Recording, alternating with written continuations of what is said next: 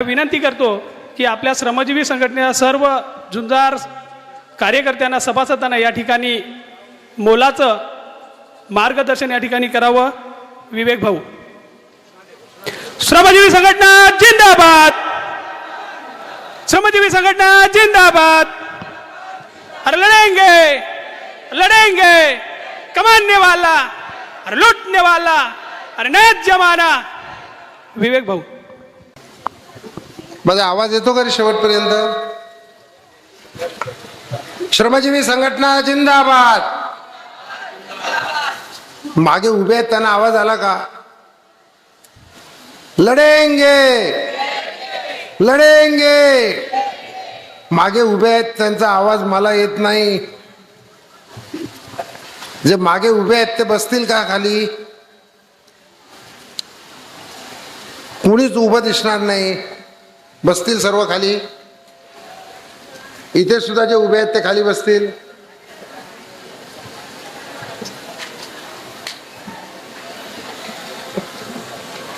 आता मी इथे आहेत म्हटल्यानंतर इथे आहेत त्यांना पण खाली बसायला सांगायला पाहिजे का मला? तर इथे सुद्धा जे उभे आहेत ते खाली बसतील का?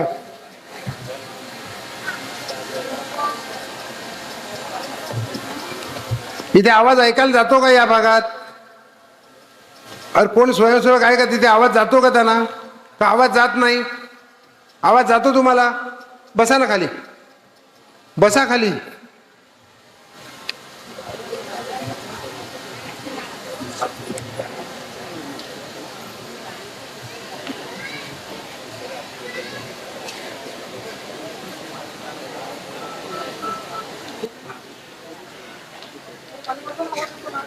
तुम्ही बसलात म्हणजे मला जरा बोलता येईल. सर्वांनी बसून घ्यायचं आहे. सांगतो ना. हा मोठा पाहिजे का?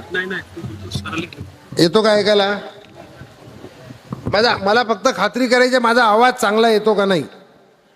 आता जे स्वयंसेवक आहेत ते संघटनेचे नसतील तर तुम्ही बाहेर निघून गेलात तर काय हरकत नाही.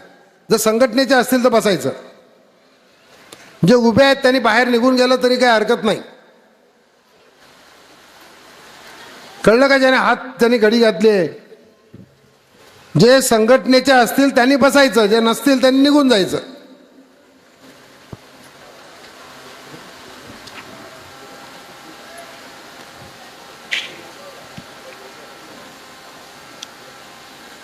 रेणुकानी सुरुवातीलाच एक गाणं म्हटलं, ऐ मेरे वतन के लोगों जरा आंखों में भर लो पानी, जो शहीद हुए हैं उनकी जरा याद करो कुर्बानी. तुम्ही सर्वांनी ऐकलं. मी पण येताना ऐकत होतो.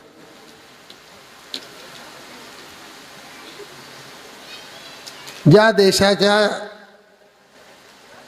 सीमेवर चीनने आक्रमण केलं आणि आपला देश पुन्हा गुलाम बनवण्याच्या दिशेने चीनने जेव्हा प्रयत्न केला तेव्हा हजारो सैनिक आपल्या देशातले हे पायामध्ये घालायला बूट नाहीत, अंगावर घालायला कपडे नाहीत थंडीपासून संरक्षण करायला, म्हणून मेले. चीनच्या सैनिकांना मारता मारता मेले नाहीत. आमचा देश त्यांना बूट देऊ शकला नाही थंडीपासून संरक्षण करायला. त्या सैनिकांना कपडे देऊ शकला नाही. आमचे सैनिक लढायला तयार होते. शत्रूशी लढता लढता जर मेले असते तर त्यांनाही आनंद झाला असता.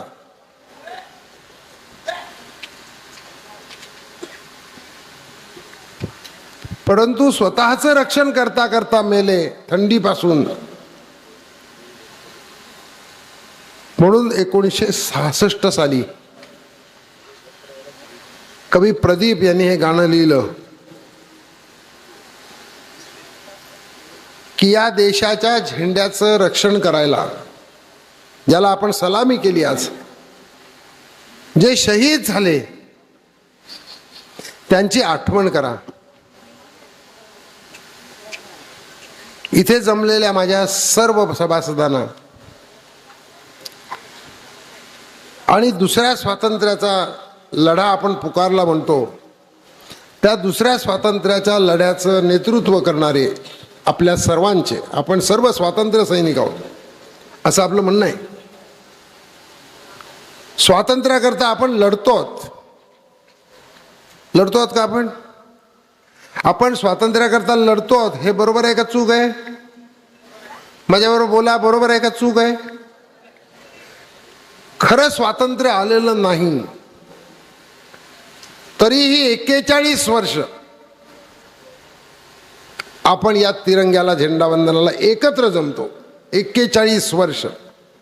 कदाचित हा जगातला इतिहास असेल, आपल्या देशातला तर आहेच आहे. की आपल्याला कोणी आणलं का इथे? तुम्हाला गाड्या पाठवून आणलं का? कोणाला? मोठ्याने बोला, गाड्या पाठवून आणलं का? तुम्हाला बिर्याणीचे पॅकेट दिली का? तुम्हाला काय वडापाव तरी कोणी दिलाय का? नाही. तुम्ही आपल्या खर्चाने आलात. काही लोक तर 15-15 दिवस, 1-1 महिना, 1-1 रुपया, 5-5 रुपये जमा करता 15 ऑगस्टला येण्याकरता. लहान लहान मुलं येतात. मी भेटलो कितीतरी मुलांना. तरुण मुलं मुली येतात, 8वीचे आहेत, 10वीचे आहेत. ज्यांच्या दातात आता तोंडामध्ये दात नाहीत, केस पिकलेत, माझ्यासारखे गेलेत, तेही येतात. कशासाठी येतात? तर या तिरंग्याला नमस्ते करायला, फक्त सलामी द्यायला. बरोबर आहे का चूक आहे माझं म्हणणं? माझं म्हणणं बरोबर आहे का चूक आहे? मग ही जी आपल्या स्वातंत्र्याची लढाई आपण सुरू केली आहे, त्या लढाईचं सेनापती आपल्याला केलंय. ते सेनापती आपले आदरणीय रामभाऊ आपल्या सर्वांचे प्रमुख आहेत. आणि इथे मंचावर बसलेले सगळे आपले सेनापती आहेत. कोणी कर्नल आहेत, कोणी ब्रिगेडियर आहेत, कोणी कॅप्टन आहेत.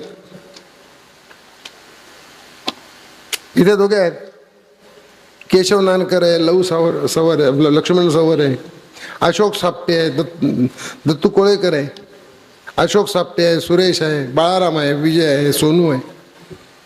यांची पदं वेगळी आहेत, पण हे सगळे सैनिक आहेत.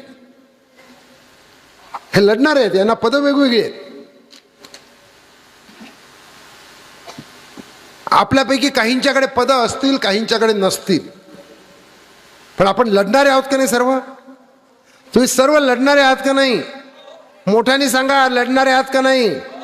मागच्या लोकांनी सांगा, लढणारे आहात का नाही?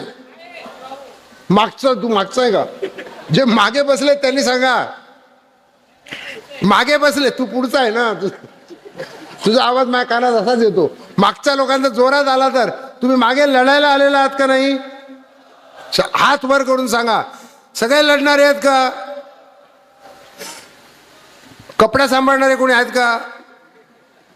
नाही. सगळे लढणारे आहेत. आणि त्या लढणाऱ्यांच्या साथीला आज आपल्याला कर्जतचे काही मित्र आपल्याला मिळाले. त्यामध्ये आदरणीय पर्णजी आहेत, निखिलजी आहेत, दीक्षितजी आहेत, ऋग्वेद आहे.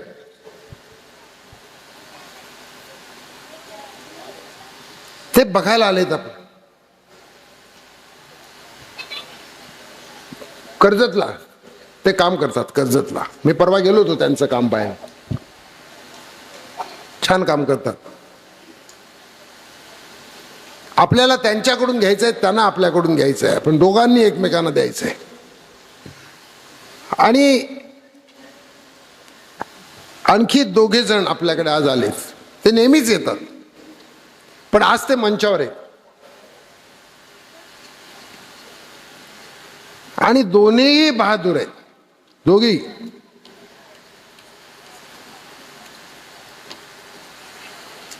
त्यातली एक आहे जी 90ची असेल आता, सोनीबाई धुळे. सोनू, सोनीबाईला आणशील का?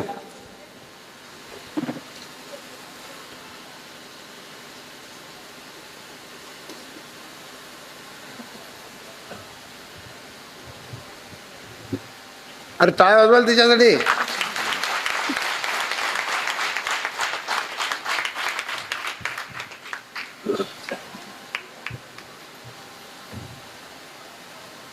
मगाशी त्या महाराजांनी मला दिलं, सोनीबाई त्यांनी दिलेलं मी तुला देतो, पण हे माझं प्रेमाचं.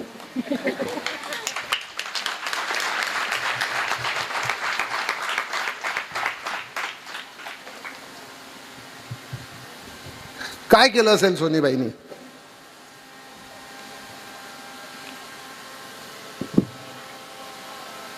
सर्वांनी लक्षात ठेवा, तरुण आहे त्यांनी खास लक्षात ठेवा, लहान मुलांनी सुद्धा लक्षात ठेवा. आपली संघटना झाली, पायाभरणी केली, खोदकाम केलं, खोदकाम ते सोनीबाई सारख्यांनी केलेलं आहे.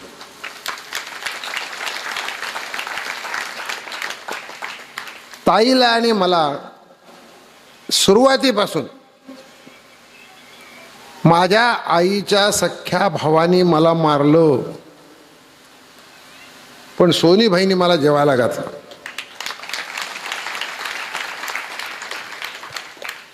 जे गडी अडण्याला सोडवले, केशव नानकर बसले तिथे,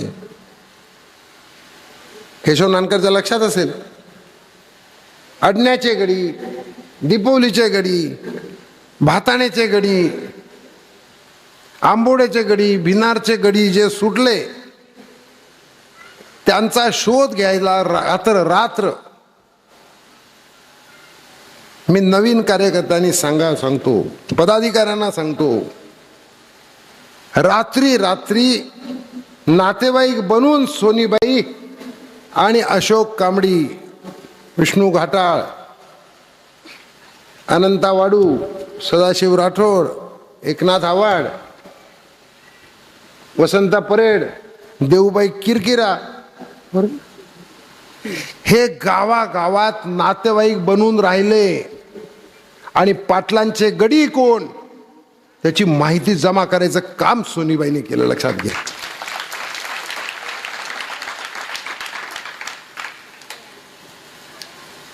आता ती 90ची सोनीबाई, 100 वर्ष जगायचं तू.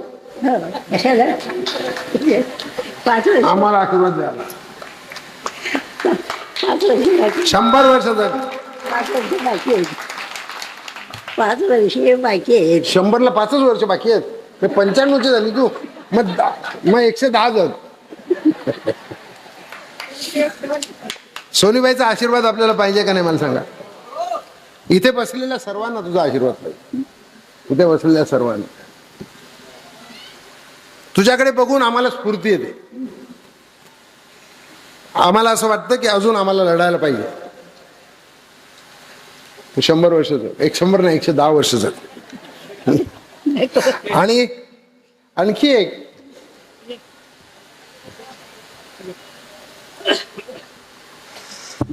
सोनूने ज्याची ओळख करून दिली तो आहे लोड्या काटेला. अरे ही सोनीबाईचा हार आहे,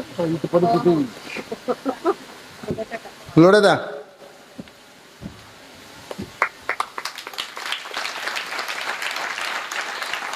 लोड्यादाकडून काय शिकायचं. लोड्यादा गडी होता तो आधीच सुटला होता. तो संघटनेची वाट बघत बसला नव्हता, तो आधीच सुटला होता. पण आपल्या लोकांसाठी मरायला तयार कसं व्हायचं ते लोड्यादाकडून शिकायचं. माझ्या आई बाबांनी भाताण्याला येऊन सांगितलं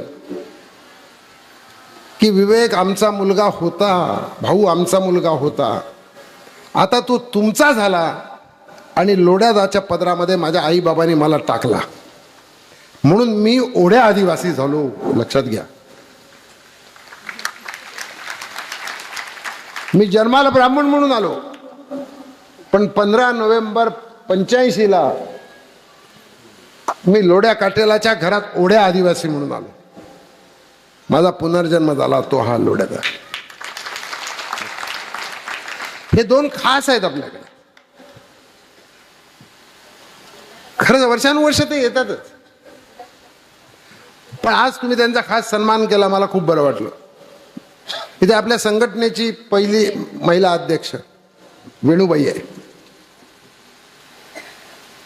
ताई होती पहिली, दुसरी विमलबाई आहे. सगळे आपले हे सगळे लढणारे लोक आहेत.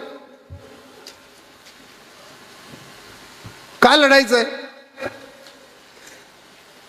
तर या देशाला स्वातंत्र्य मिळालं, भारताला, आणि हा तिरंगा आला. तिरंगा हिरवा आहे, भगवा आहे, पांढरा आहे आणि मध्ये अशोक चक्र आहे.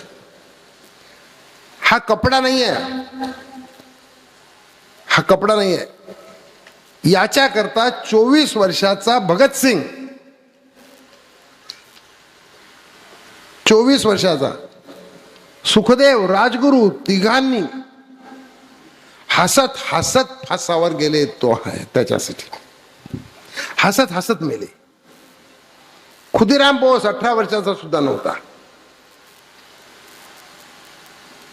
आपल्या नाग्या कातकरी, बिरसा मुंडा, हे सगळे या देशाला स्वातंत्र्य मिळालं पाहिजे म्हणून मेले. हा तिरंगा या देशावर आला पाहिजे म्हणून मेले.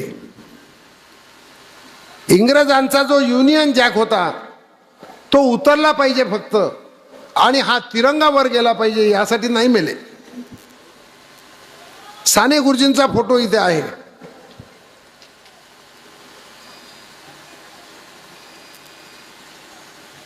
ते सांगत होते गावागावात जाऊन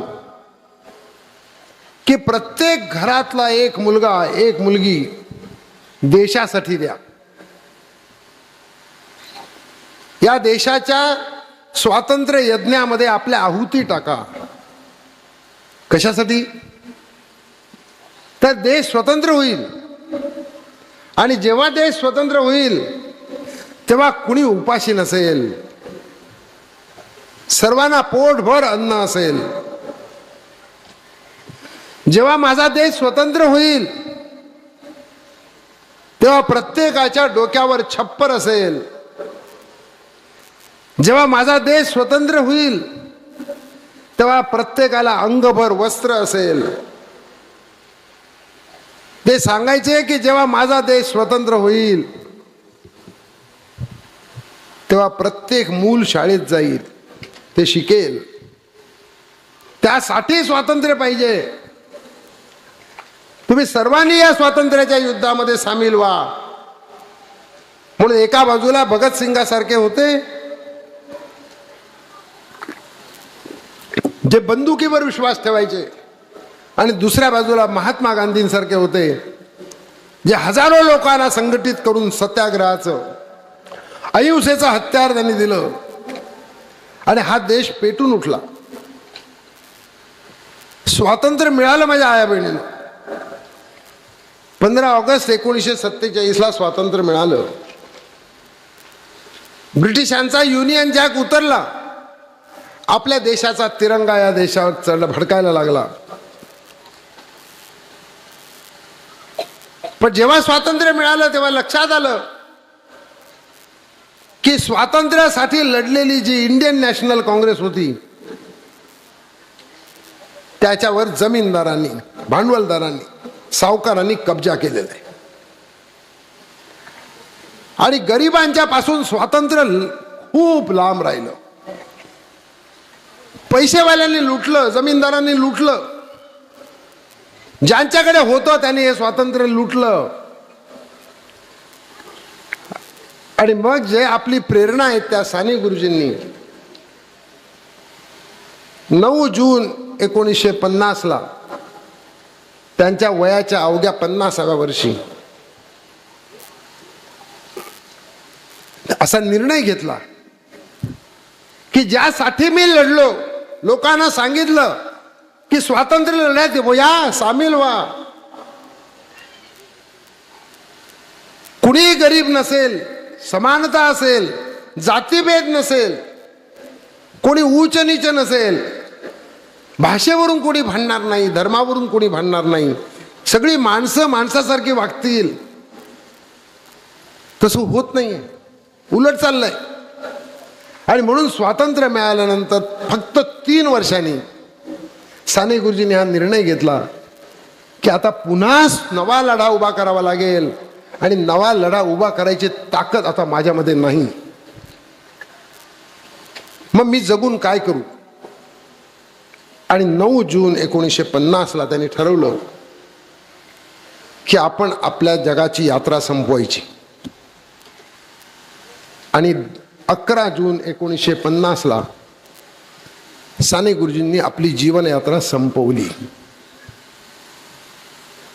मी त्या लोकांना जाऊन काय सांगू की स्वातंत्र्य आलं फक्त 3 वर्षामध्ये. माझं संघटनेच्या सर्व पदाधिकाऱ्यांना सांगणं आहे की स्वातंत्र्याला 77 वर्ष झाली. 77. 3 वर्षानंतर जे साने गुरुजींना कळलं ते 77 वर्ष झाल्यानंतर सुद्धा परिस्थिती आहे. पुन्हा लढा उभा करावा लागेल.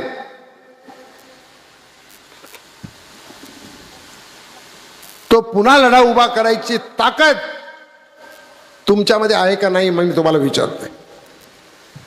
तुम्ही लढायला तयार आहात का नाही. जे असतील त्यांनी हात वर करा आणि हो म्हणा मोठ्याने. फक्त अर्ज करायचे, फक्त अर्ज करायचे. वनपट्टे आमच्या नावावर होत नाहीत, मग काय फक्त शिष्टमंडळाला काढायची. फार फार तर जम्बो शिष्टमंडळ काढायची. 16 वर्ष झाली, 16 वनपट्टे आमच्या नावावर व्हायला पाहिजेत. आम्ही एखादा दुसरा मोर्चा काढतो, मग परत निवेदन, शिष्टमंडळ. असं लढाई करायची. अशी लढाई चालेल का. अरे माझा प्रश्न आहे तुम्हाला, अशी लढाई चालेल.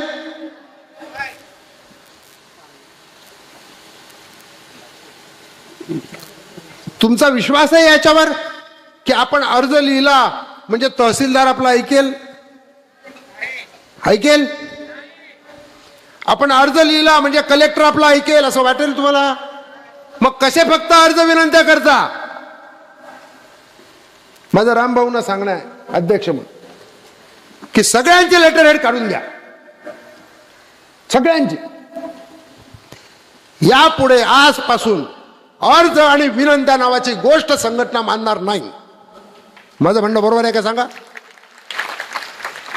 77 वर्ष झाली या देशाच्या स्वातंत्र्याला. 77. 1-2 झाली का. आणि 75 वर्ष झाली. जर आम्ही दुसऱ्या स्वातंत्र्याचे सैनिक म्हणवतो तर आमची अंतःकरणं पेटलेली पाहिजेत का नाही. अरे तुमची अंतःकरणं पेटलेली पाहिजेत का नाही. मग तुमची अंतःकरणं पेटली का आम्ही बंब घेऊन का जातो.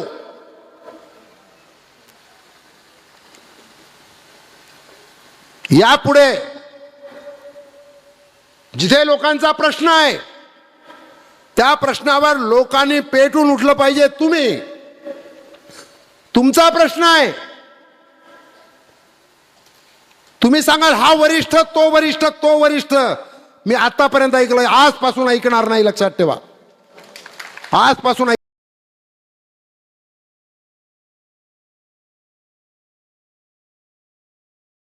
निवडलंय. आमच्या उपाध्यक्षांना तुम्ही निवडलंय.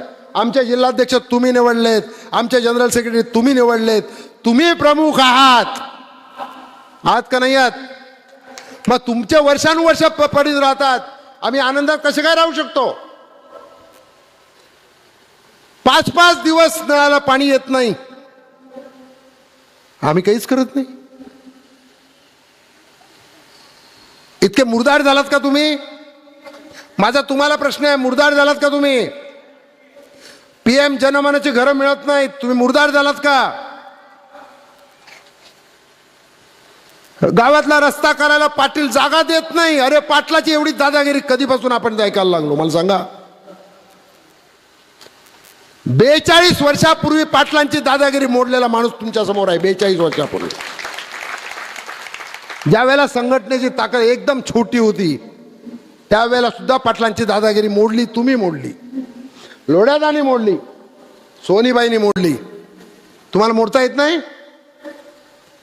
माझा प्रश्न आहे तुम्हाला, तुम्ही दादागिरी सहन करणार का?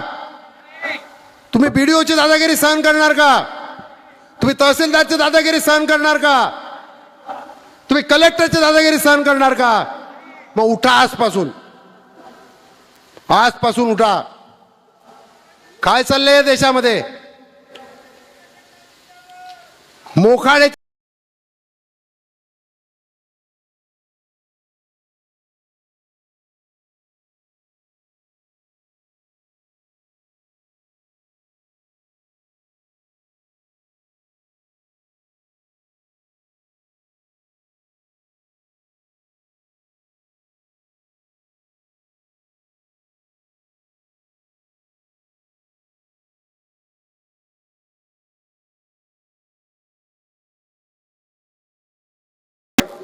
जिंदाबाद.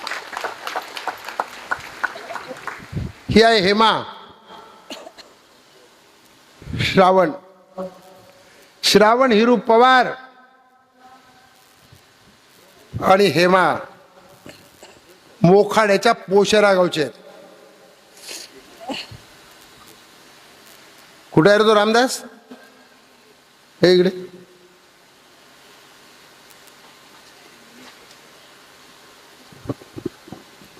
या पोरांनी आपल्याला कळवलं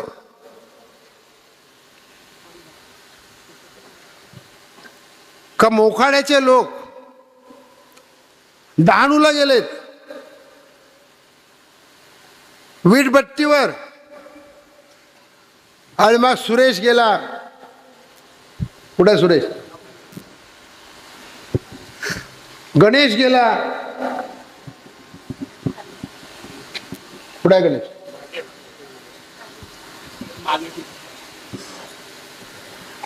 आणि मला असं वाटतं की जितू गेला.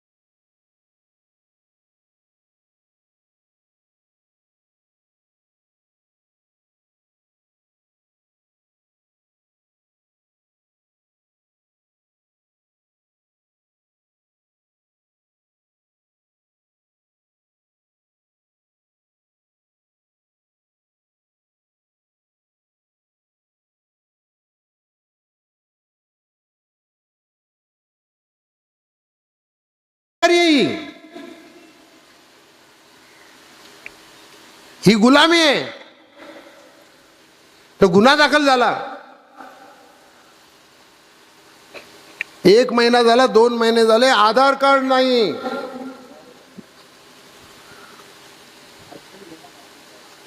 तहसीलदारांनी सांगितलं देतो.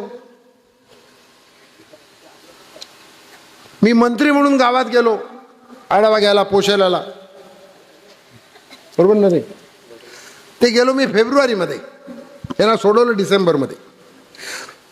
मी मंत्री असताना माझ्या समोर तहसीलदार, BDO, प्रांत, पोलीस सगळे होते. आणि मला सांगितलं आम्ही 8 दिवसात देतो. 8 दिवसात.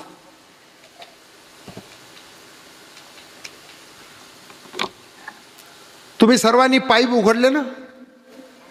अरे पाईप उघडले का नाही? कोणी कोणी पाईप उघडले हात वर करा. मग ते पाईप उघडायचा कार्यक्रम जव्हारमध्ये होता. तेव्हा जव्हारमध्ये दोघे आले. मी त्यांना विचारलं काय झालं? तर अजून आधार कार्ड नाही मिळालं.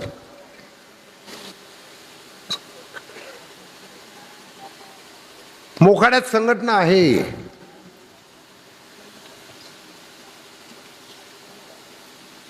मी रामदासला फोन केला.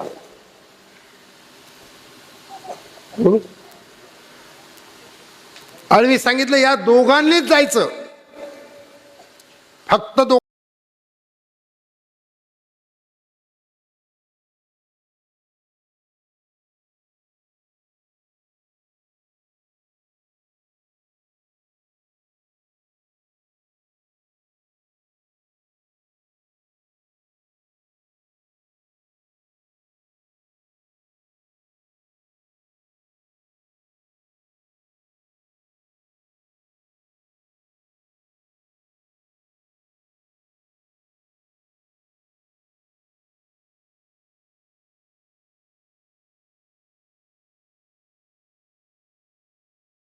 आणि हे दोघे हा राजदंड घेऊन मोखाडा तहसील ऑफिस मध्ये गेले.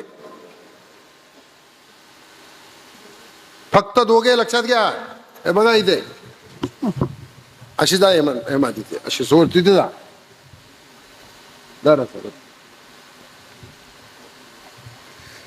हे चित्र लक्षात घ्या. ती उठली तिचा अधिकार घ्यायला. श्रावण उठला तिचा अधिकार घ्यायला. मग तहसीलदाराचा मला फोन आला. मी उद्या करतो, मी परवा करतो. म्हटलं आता मला सांगायचं नाही. आता ते त्यांचा अधिकार घ्यायला आलेत. पण आता मला हे नाही, मला ते नाही. म्हटलं मग एक काम करायचं. या दोघांना गाडीत घालायचं, खडखडच्या धरणावर न्यायचं आणि धरणामध्ये लोटून द्यायचं. यांना मारून टाक. यांना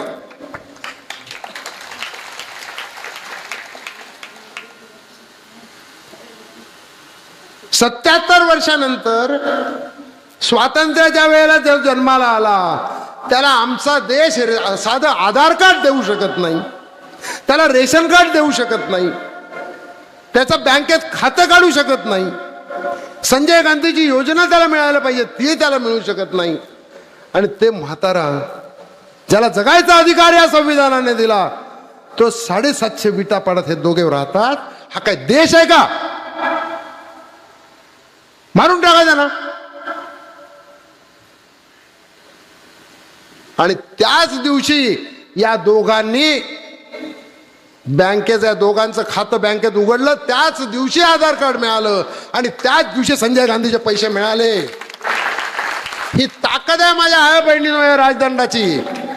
ही ताकद आहे राजदंडाची. त्याला तुमचे 200 लोक नको, त्याला पदाधिकारी नको, त्याला कमिटीत निर्णय घेणं नको, त्याला जिल्हा कमिटीत निर्णय घेणं नको, त्याला वरिष्ठ नको, त्याला कनिष्ठ नको. ही ताकद आहे राजदंडाची. कळलं तुम्हाला? मी काय सांगितलं कळलं तुम्हाला? ही ताकद आहे. ही तुमची ताकद आहे. काय आहे हा? हा राजदंड आहे. हा बोला आम्ही भारताचे लोक म्हणा. मोठ्याने म्हणा आम्ही भारताचे लोक. मोठ्याने म्हणा आम्ही भारताची माणसं. मोठ्याने म्हणा आम्ही भारतानी लोका. या देशाचे मालक आहोत. या देशाने मालक आहात. आहात का नाही? काय गुलामी चालली आहे? काय अधिकाऱ्यांचे पाय चटणे चाललंय? काय अधिकाऱ्यांना अर्ज विनंत्या चालल्यात? मालकानी मालकासारखं राहायचं.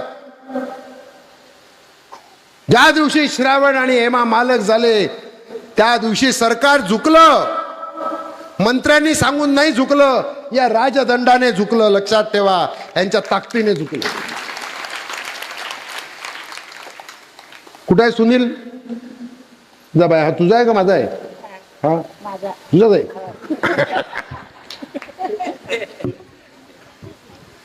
कुठे आहे सुनील? या इकडे. मी तुम्हाला जिवंत उदाहरणं देतो, आजकालची देतो. 42 वर्षापूर्वी काय केलं ते नाही सांगत. हा सुनील भिवंडीच्या सिद्दीक शेठकडे कामाला होता. सिद्दीक शेठकडे.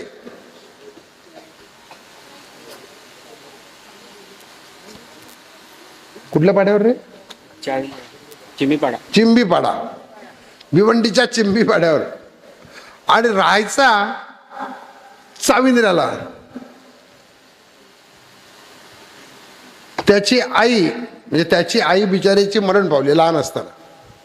त्याच्या बाबांनी जे दुसरं लग्न केलं ती डहाणूची, गंजाडची ना रे, गंजाडची. हा जन्माला आल्यापासून इथे जे पाहुणे आहेत ना, हा जन्माला वीटभट्टीवर आला. याचं वय आता 18 असेल. या देशाने याला शिक्षण दिलंच नाही. काय करायचे मूलभूत अधिकार? ज्यांना मिळालं ते खुशीत आहेत,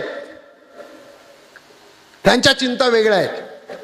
याला कोणी शिक्षणच दिलं नाही. आणि 18 वर्षाचा असताना तो गुलामीत होता सिद्दीक शेठच्या. त्याला सोडवलं.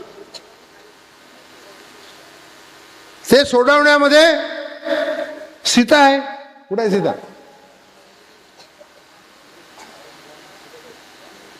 सुरेश आहे आणि साई आहे, निलेश आहे. कुठे आहे निलेश? हा. आता तो हे जॅकेट बिकेट घालून नाही, पण चांगला पोरगा आहे तो. आणि साई कुठे आहे?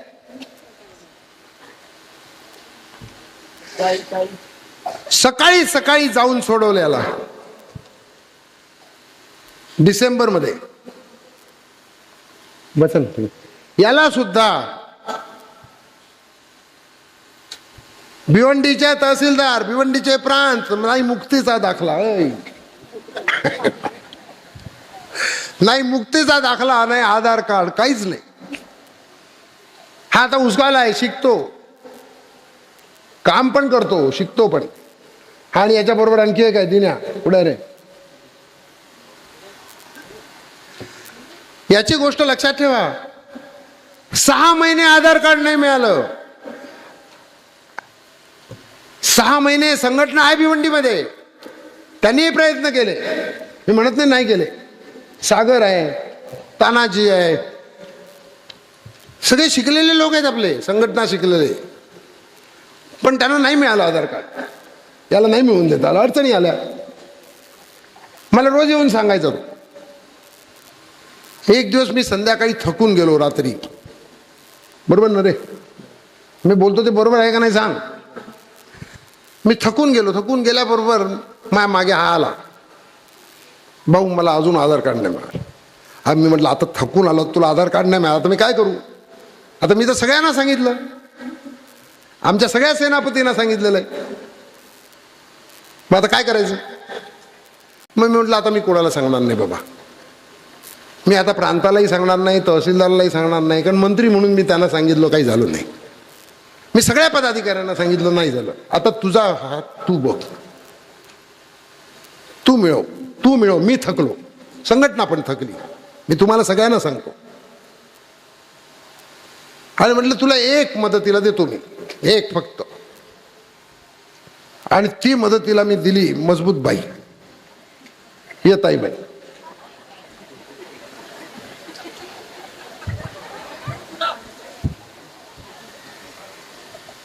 त्या दिवशी कुठली साडी नेसली होती मला माहित नाही. आज जरा चकाचक नेसून आली. तिला मी सकाळीच बोलवून घेतलं, सगळ्या पदाधिकाऱ्यांनी ऐका. आणि तिला मी सांगितलं की तुला एवढंच म्हण की तू या देशाची मालकीण आहे.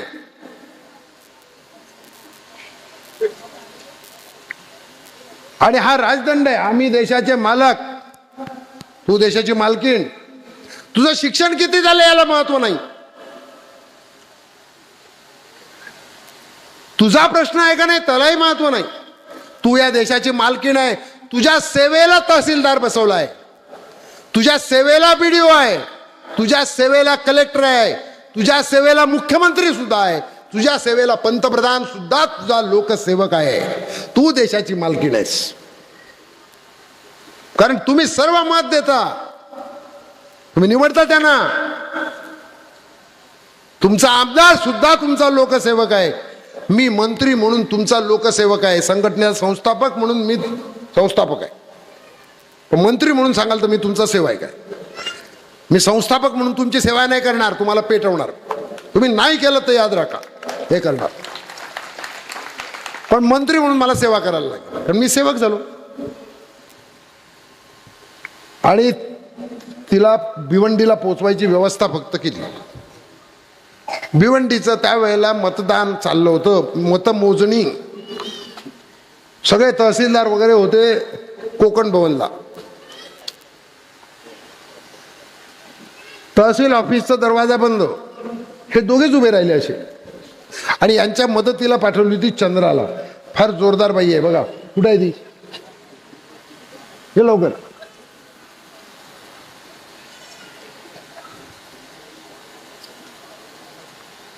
ही चंद्रा आपल्या शाळेतली रुपाली सारखी पोरगी, त्या अंकिता सारखी. आणि ती शिकली आहे बातम्या कशा लिहायच्या. तिला म्हटलं जा बातमी घडते, तू लिहायचं काम कर फक्त आणि मला कळवायचं काम कर, बाकी काय नको. तू काहीच करायचं नाही, तू फक्त यांचे फोटो काढायचे आणि मला कळवायचं. बरोबर, एवढं सांगितलं ना. आणि मग हे तिथे उभे राहिले असेच. मग मला नायब तहसीलदारचा फोन, आपल्या लोकांनाही फोन गेले सगळ्यांना, कारण आपल्या लोकांचे चांगले संबंध आहेत त्यांचे. मग धावपळ सुरू झाली. पहिल्यांदा यांना जेवायला आणून दिलं, उद्या या परवा या, जे मोखाड्यांनी सांगितलं तेच. म्हटलं आता मला माहित नाही, तुम्ही जेव्हा आधार कार्ड द्याल, जेव्हा बँकेत खातं काढाल, ते त्यांचं त्यांनी बघून घ्यायचं, तेव्हा ते येतील. मी तहसीलदार म्हणून तुम्हाला काही विचारणार नाही.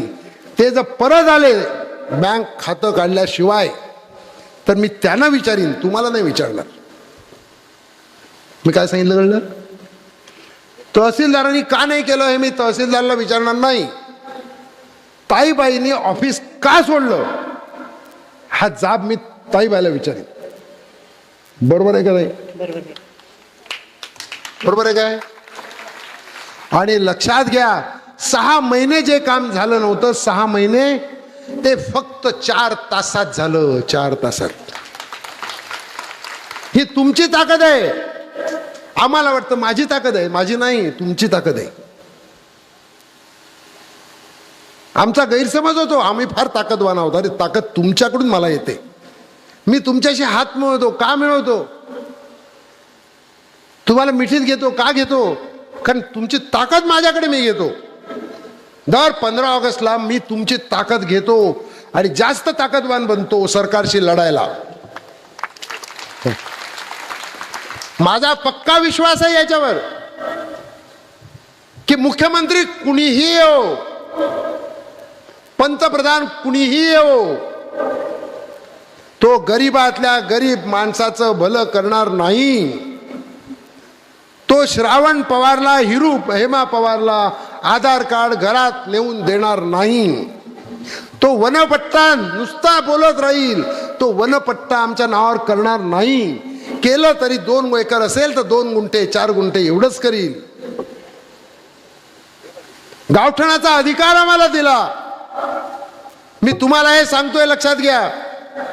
आता तुमचं सरकार, तुमच्या ग्रामपंचायती मधला तुमचा सरपंच आणि तुमचा ग्रामसेवक याला सगळे कर्तव्य दिलेली आहेत. जी जी कामं संघटना करत होती ती सगळी कामं करायला ग्रामसेवकाला लेखी सांगितलेलं आहे.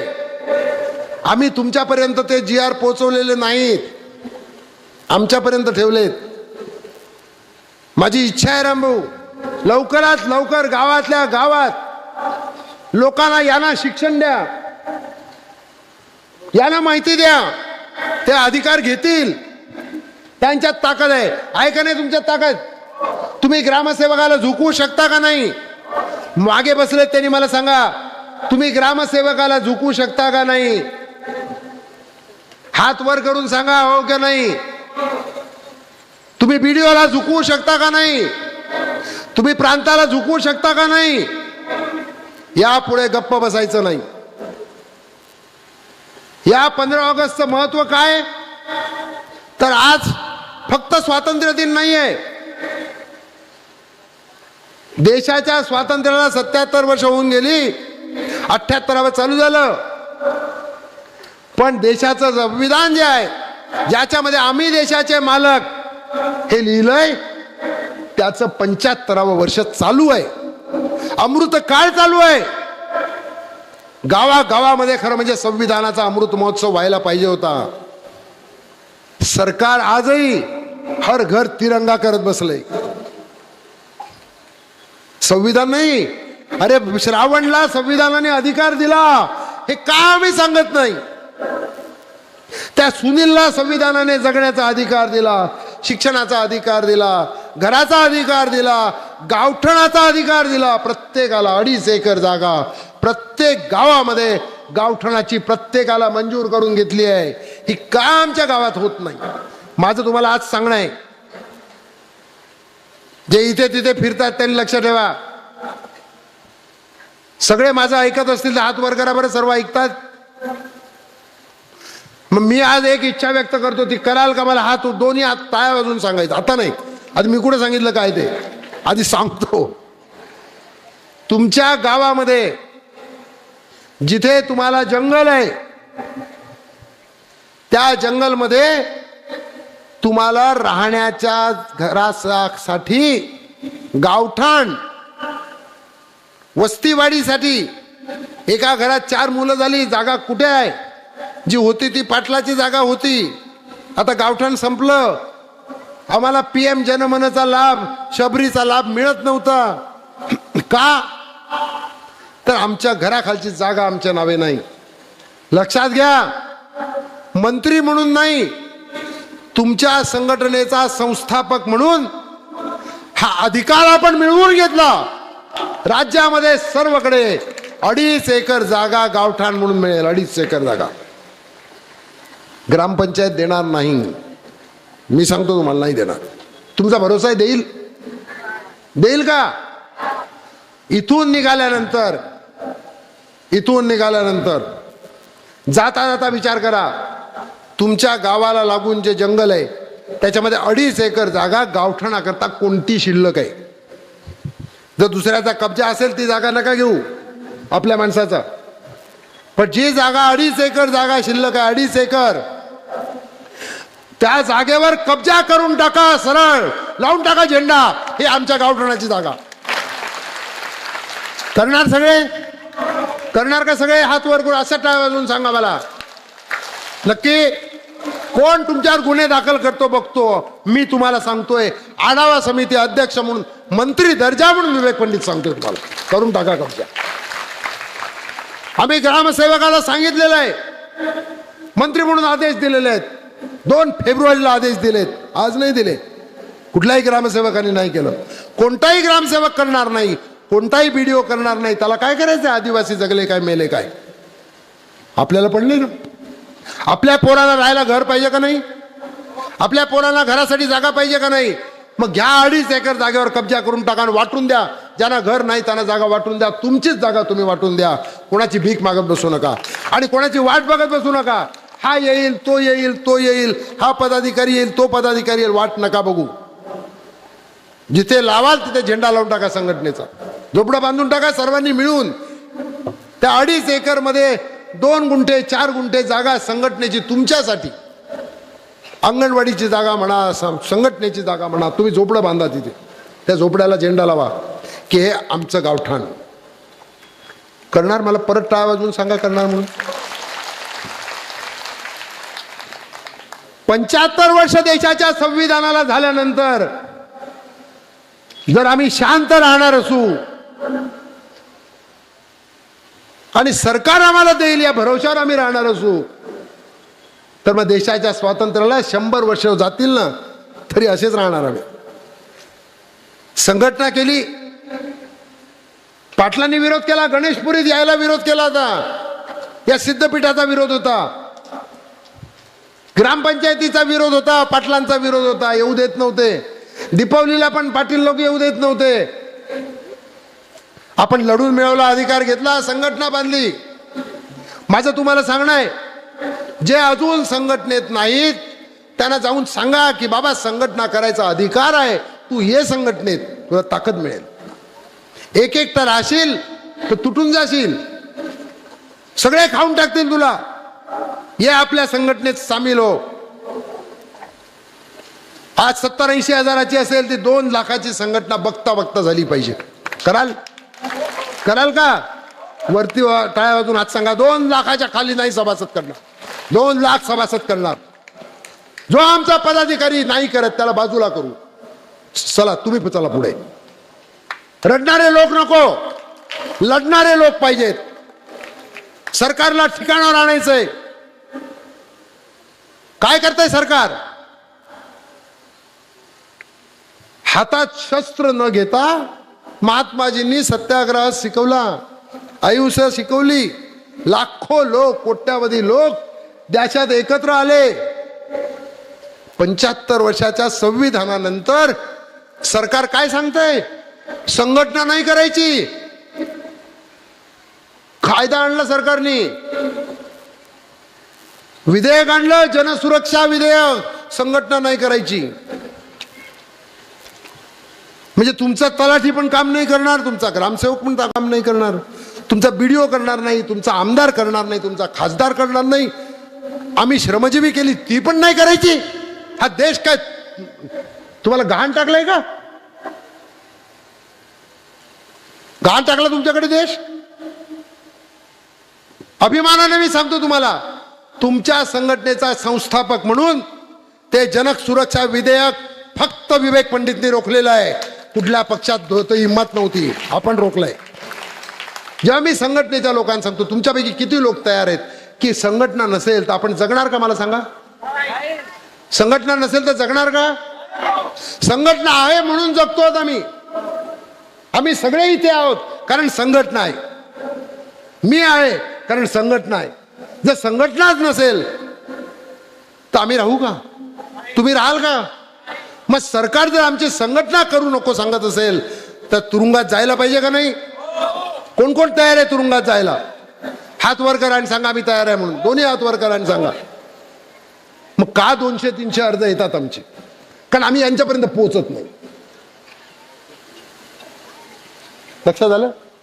कारण आम्ही यांच्यापर्यंत जायला पाहिजे, आम्ही जात नाही.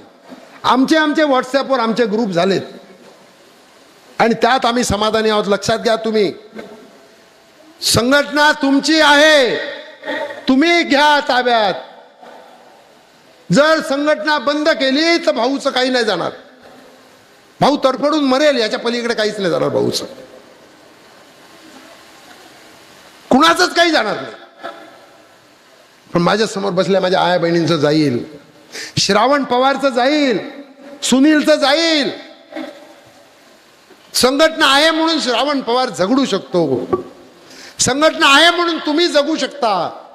संघटना आहे म्हणून तुम्हाला मान आहे, तुम्हाला सन्मान आहे, तुम्हाला प्रतिष्ठा आहे. कारण तुमच्या मागे संघटनेचं नाव आहे. ज्या क्षणी तुमच्या मागचं संघटनेचं नाव जाईल त्या क्षणी तुम्ही झिरो आहात. विवेक पंडित झिरो आहे. मग माझ्या संघटनेवर जर कोणी हल्ला करणार असेल तर मी सहन करीन का? सहन करीन? माझा प्रश्न आहे तुम्हाला. ज्यांना सहन करायचं नाही की मी लढायला तयार आहे, माझ्या संघटनेवर माझा प्राण आहे, जीव आहे. आहे का नाही? ज्यांचा संघटनेवर जीव आहे, प्राण आहे, त्याने हात वर करा. मग आमच्यावर जर कोणी हल्ला केला तर सहन करणार आम्ही? मोठ्याने बोला. करणार सहन? सरकार करत असेल तर सरकारला ठिकाणावर आणण्याची ताकद तुमच्यात आहे का नाही? एकदा नाही अनेकदा सरकारला ठिकाणावर आणले आपण. पाटलांना ठिकाणावर आणले आपण, सावकारांना ठिकाणावर आणले आपण, भल्या भल्या सरकारांना ठिकाणावर आणलंय आपण. तुमच्या भाऊचं वय जरी 67-68 झालं ना तरी विसीची ताकद माझ्यामध्ये अजून आहे, लढायची ताकद आहे. तुम्ही तयार राहा. तुमच्या बरोबर मी लढायला तयार आहे, मार खायला तयार आहे. एकदा लोढ्यादानी पुनर्जन्म दिलाय, परत दुसरा लोढ्यादा भेटेल मला, तो मला पुनर्जन्म देईल, पुन्हा पुन्हा जन्माला येईन, पण संघटना संपवू देणार नाही कुणालाही कुणालाही संघटना संपवू देणार नाही, लक्षात ठेवा. कुणालाही, आपल्या लोकांनाही नाही, अधिकाऱ्यांनाही नाही, आणि सरकारलाही नाही. ज्या क्षणी तुम्ही संघटनेवर हात टाकाल त्या क्षणी विवेक पंडित उसळून वर येईल आणि या हजारो लोक उभे करील. एवढं लक्षात ठेवा. ही संघटना आपला श्वास आहे, संघटना आहे म्हणून आपण आहोत. आज देशाच्या स्वातंत्र्याला 77 वर्ष पूर्ण झाली. 100 वर्षाची वाट नाही पाहिजे. 100 वर्ष होतील, इतके वर्ष होतील. खूप थांबलो आपण, खूप थांबलो आधार कार्ड मागायला, खूप थांबलो रेशन कार्ड मागायला, खूप थांबलो वनपट्ट्याच्या नावावर व्हायला, खूप थांबलो वनपट्ट्याची मोजणी करून घ्यायला, खूप थांबलो जातीचे दाखले मिळवून घ्यायला, खूप थांबलो आमच्या पोरांना चांगला शिक्षक मिळेल. अरे काय हे, 20-20, 25-25 पोरं ज्या शाळेत होती त्या शाळेची बिल्डिंग तोडून टाकली आणि आता 3 पोरांना घेऊन एक मास्तर बसतो. 20 पोरं अशीच कुठे कुठे जातात. संघटना असलेल्या गावामध्ये, पदाधिकारी ज्या जिल्ह्यामध्ये ज्या तालुक्यात आहेत त्या गावात मला लाज वाटते. असं नाही चालणार. 77 वर्ष वाट पाहिली आम्ही. किती वर्ष वाट पाहिजे? आता एक दिवस सुद्धा वाट पाहिजे तयारी नाही आपली. आता म्हणजे आताच अधिकार मिळाला पाहिजे. संविधानाचा 75वा वर्धापन दिन आहे, अमृत काळ आहे. त्यावेळेला जर दिलं नाही सरकारने तर कधी देणार, या प्रश्नाने आम्ही सगळे चेतून उठले पाहिजे. मी उठलो पाहिजे, आमचे जनरल सेक्रेटरी पेटून उठले पाहिजेत, आमचे जिल्हाध्यक्ष उठून पेटून उठले पाहिजेत, आमचे अध्यक्ष पेटून उठले पाहिजेत, आमचे कार्याध्यक्ष, आमचे तालुकाध्यक्ष, आमचा तालुक्याचा गाव पंचायतीचा प्रमुख आणि माझे सगळे सभासद पेटून उठल्याशिवाय आपल्याला स्वातंत्र्य देणार नाही. कुणीही आपल्याला सुखाने जगायला देणार नाही. आपल्याला सुखाने जगायचंय. ज्यांना ज्यांना सुखाने जगायचंय, ज्यांना ज्यांना असं वाटतं की माझ्या मुलाला चांगलं शिक्षण मिळालं पाहिजे, त्यांनी हात वर करा. ज्यांना असं वाटतं की मला चांगलं घर असलं पाहिजे त्याने हात वर करा. ज्यांना वाटतं माझा पलाट माझ्या नावे झाला पाहिजे त्याने हात वर करा. ज्यांना वाटतं जातीचा दाखला आमच्या सर्वांना मिळाला पाहिजे त्याने हात वर करा.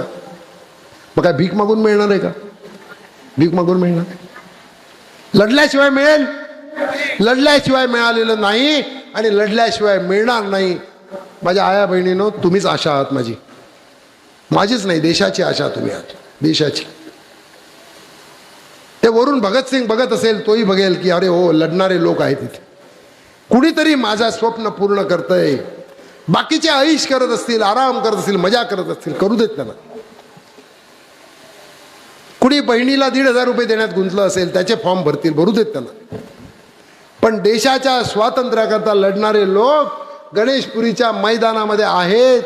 ते लढणारे सैनिक गणेशपुरीच्या मैदानात आहेत. गांधीजींना, भगतसिंगाला, स्वातंत्र्यवीर सावरकरांना निश्चित आनंद होईल. आपण बाकी काहीच नाही करू शकलो. आम्ही लाभार्थी आहे. आता किमान उरलेलं आयुष्य परमेश्वराने हे स्वातंत्र्य तुमच्या दारात मिळवून देण्यासाठी खर्च करावं, एवढी मला शक्ती द्यावी, एवढीच इच्छा व्यक्त करतो. आणि पुन्हा एकदा सांगतो की लढायला तयार व्हा. तुमचा भाऊ तुमच्याबरोबर खांद्याला खांदा लावून लढणार आहे, मागे नाही, तुमच्या खांद्याला खांदा लावून लढणार आहे. जिंदाबाद.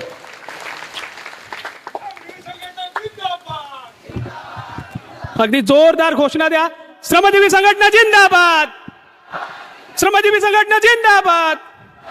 और लड़ाएंगे, लड़ाएंगे, कमाने वाला, लूटने वाला, नया जमाना. धन्यवाद भाऊ, तुम्ही या ठिकाणी खूप चांगलं मार्गदर्शन केलं आणि तुमच्या अशा मार्गदर्शनाने आम्हाला वेगळीच दिशा या ठिकाणी मिळते. आणि यापुढे आपण स्वतःचे हक्क कसे मिळवून घ्यायचे आणि या 77 वर्षानंतर या भारतीय स्वातंत्र्याची आजची परिस्थिती तुम्ही या ठिकाणी मांडली. मी पुन्हा एकदा तुमचे या ठिकाणी मनापासून आभार मानतो. आणि तुमचं भाषण सुरू असताना, मनोगत सुरू असताना आपल्या कार्यक्रमात गणेशपुरी पोलीस स्टेशनचे PI सोनावणे साहेब हेच या ठिकाणी उपस्थित राहिलेले. मी त्यांचंही या ठिकाणी अभिनंदन करतो.